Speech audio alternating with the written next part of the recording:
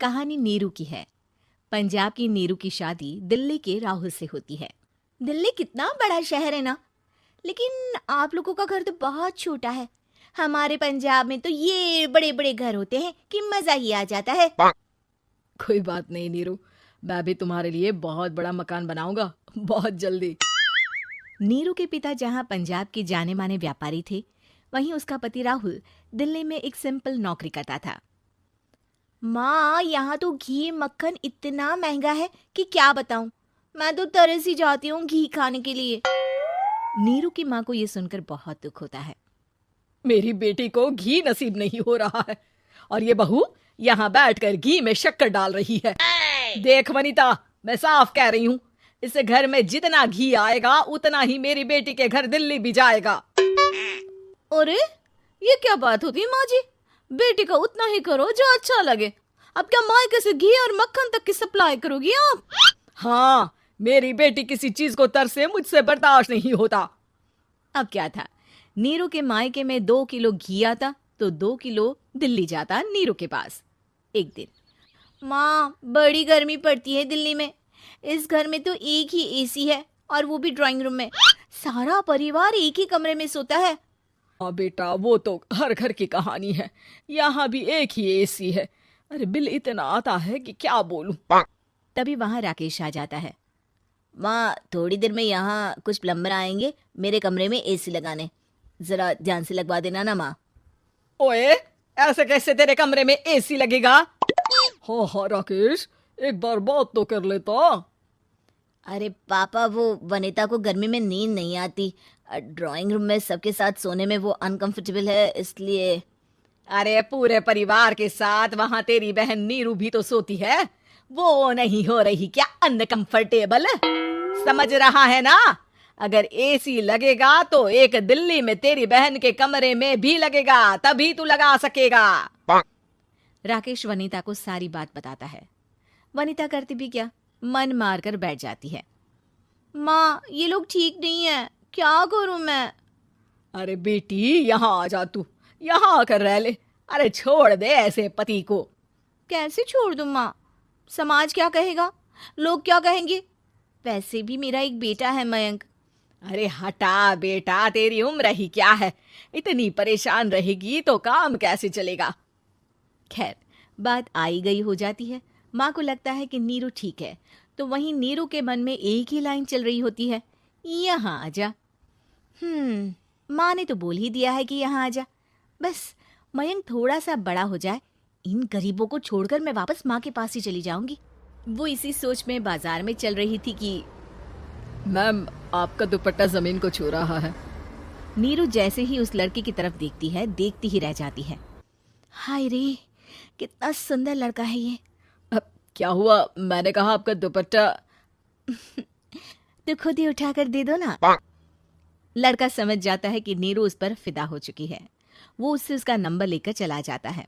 अब क्या था, नीरू और रोहित में लगातार बातें होने लगती है। मैं हरियाणा का रहने वाला हूँ, यहाँ एक बड़ी कंपनी का मैनेजर हूँ।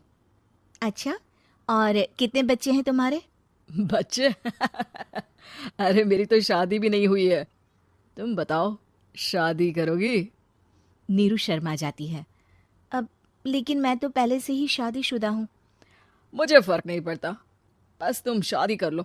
भाग चलते हैं, बहुत पैसे वाला हूं मैं, हमेशा खुश रखूंगा तुम्हें। नीरू रोहित से मिलकर सारा प्लान बना लेती है और फिर एक दिन घर से भाग जाती है। दोनों शादी कर लेते हैं। शादी के बाद, क्या बात है नीरू, तुम्हें परेशान सा देखता हूँ, सब ठीक तो है ना? हाँ हाँ, सब ठीक है।